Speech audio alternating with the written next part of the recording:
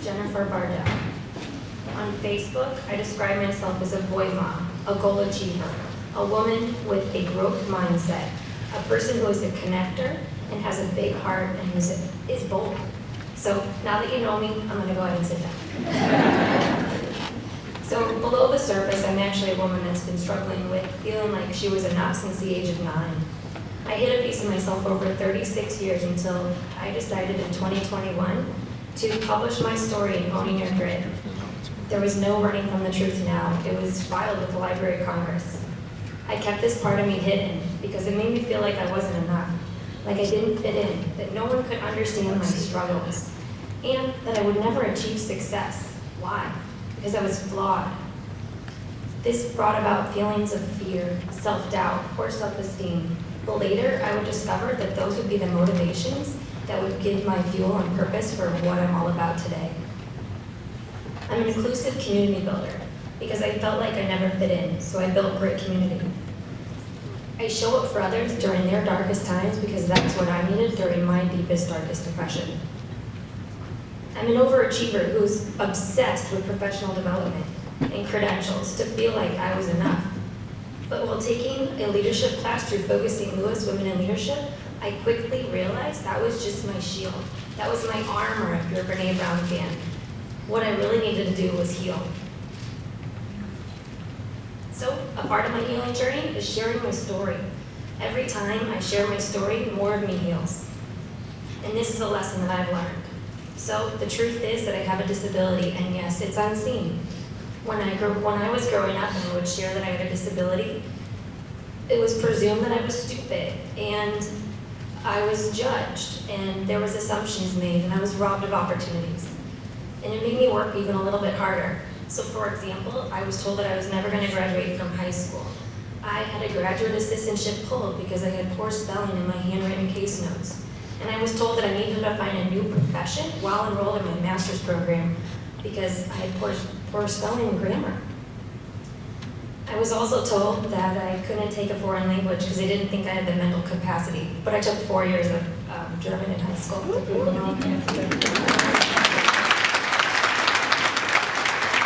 So let's just say I despise educators because they didn't show me respect, so I didn't respect them.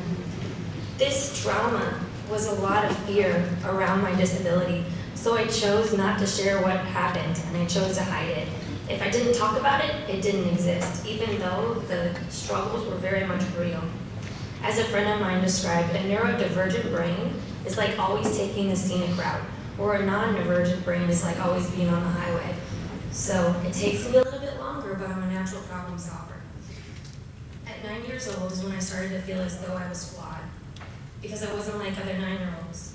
So I ask you today, what was it like for you in the 3rd grade and when you were 9 years old? Were you playing on a playground? Were you laughing, hopscotch with friends? Were you enjoying just life in general? Well, that was not my 3rd grade year. I called that year my Great Awakening, because in the 3rd grade is when I had an imaginary sticker plastered on my face telling everybody that I wasn't enough because I was diagnosed with a disability that I didn't ask for, didn't want, and wasn't prepared to deal with for the rest of my life. My disability made me feel so insecure. As an adult, reading back to my case notes from 1993, it states, Jennifer presents well, but she won't tell her friends or her teacher that she has a disability, even though deep down I knew my teachers knew. So, if you have ever seen the show Rudolph the Red-Nosed Reindeer, I felt like I was a misfit toy on a misfit island. I didn't want to be treated any differently. I denied all accommodations, extra test time, anything. I felt shame. A little bit longer, but I'm a natural problem solver. At 9 years old is when I started to feel as though I was flawed, because I wasn't like other 9-year-olds. So I ask you today, what was it like for you in the 3rd grade and when you were 9 years old? Were you playing on a playground? Were you laughing, hopscotch with friends? Were you enjoying just life in general? Well, that was not my 3rd grade year. I called that year my Great Awakening, because in the 3rd grade is when I had an imaginary sticker plastered on my face telling everybody that I wasn't enough because I was diagnosed with a disability that I didn't ask for, didn't want, and wasn't prepared to deal with for the rest of my life. My disability made me feel so insecure. As an adult, reading back to my case notes from 1993, it states, Jennifer presents well, but she won't tell her friends or her teacher that she has a disability, even though deep down I knew my teachers knew. So, if you have ever seen the show Rudolph the Red-Nosed Reindeer, I felt like I was a misfit toy on a misfit island. I didn't want to be treated any differently. I denied all accommodations, extra test time, anything. I felt shameful that I had this disability that made me different because it brought feelings of hopelessness. At 9 years old, I was so ashamed that this gift would teach me to be fearless, to be resilient, to develop a thick skin and understand how to embrace challenges. For 27 years, I would hide this feeling of feeling like a liability. I would choose to not acknowledge my disability. If it didn't exist and I didn't talk about it, it wasn't real. At 9 years old, I lost my great-grandma, my grandfather. I had my first realization that life can end at any age, as I nearly died at Six Flags as I fell onto the bridge that tours the theme park with a 50-foot drop-off below. Yeah. This was a story that wasn't talked about in my family because it brought my parents nightmares seeing their oldest daughter nearly die. Maybe this is where I got that notion, if I don't talk about it, it doesn't exist. This was the same year that I'd be seen as an object. A nine-year-old boy in my third grade classroom told me that he could see through my clothes. See through my clothes? How could a 9-year-old have X-ray vision? How could he make me feel so powerless? But what finally shattered me and brought me to my knees is when I was diagnosed with a learning disability. I mean, sure, I couldn't read, and I wasn't comprehending very much, and I was falling behind in school, but a learning disability? Why were all of these struggles happening to me? A heavy year for a 9-year-old. I often look back to that young girl and wish I could give her a hug and remind her that everything's going to be okay. And listen to your favorite song, Don't Worry, Be Happy. A friend of mine inspired me to put a name to my arch nemesis as she had done for hers on her healing journey. So let me tell you about me, Miss Frizzle, my resource teacher. Me, Miss Frizzle. So she had big curly hair, like the nice Miss Frizzle from Magic School Bus. But this woman was not nice at all. She was cruel, unempathetic, and just plain rude. And I don't even know if she had a passion for teaching. Me, Miss Frizzle, told my mom that I was never going to graduate from high school and I was going to be dependent upon government disability. How dare me, Miss Frizzle, play fortune teller with my life? That woman's judgment would essentially be the fuel and the motivation to prove her wrong. Me, Miss Frizzle, was not a good fortune teller at all. In fact, she didn't know who I was below the surface. Turns out I'm really stubborn, and I have parents with a really strong backbone. Not to say that obstacles didn't derail me along my journey, because there were lots, but I always chose to push ahead. Me, Miss Frizzle, was a lousy fortune teller, but I understand why these assumptions were made. Generally, by the third grade, if you're unable to read, you're more likely to end up incarcerated or on government disability. So it makes sense. But this girl wasn't one of those statistics. I encourage you to never allow anyone to play fortune teller with your life because only you know who you are below the surface. My parents never listened to me and Miss Frizzle either. My parents would say, Jen, going to college is not an option. You're going. Did you give it your all? Then that's all that matters. They would take me to private tutoring, and they would challenge my capabilities. They would have my IQ tested to prove that I was not dumb. I was actually above average IQ. My mom put herself through night class and was a top performer in the car industry and a male-dominated F&I producer. She's a legend. And my dad is a hardworking bricklayer, and he worked all temperatures and weather conditions. They taught me how to have grit.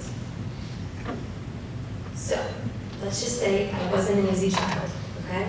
I was constantly testing the boundaries and pushing the limits. But all I wanted to do was to prove my parents, make them proud, and show them I was capable of going to college. So I did prove Miss Frizzle wrong, and I went on to graduate high school. And even though I was denied all the colleges I applied for during my undergraduate, I pushed through that rejection and started at Merrimack, and then transferred into Fontbonne, and then made history in my family, graduating with a bachelor's degree on both sides of my family.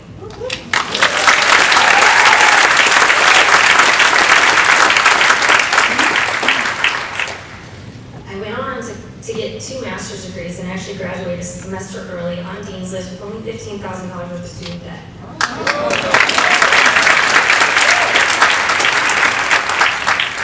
I learned to push through my self-doubt and my challenges. When insecurities would creep in, I would test it to see if it was valid. Do I have proof that what I'm telling myself is real?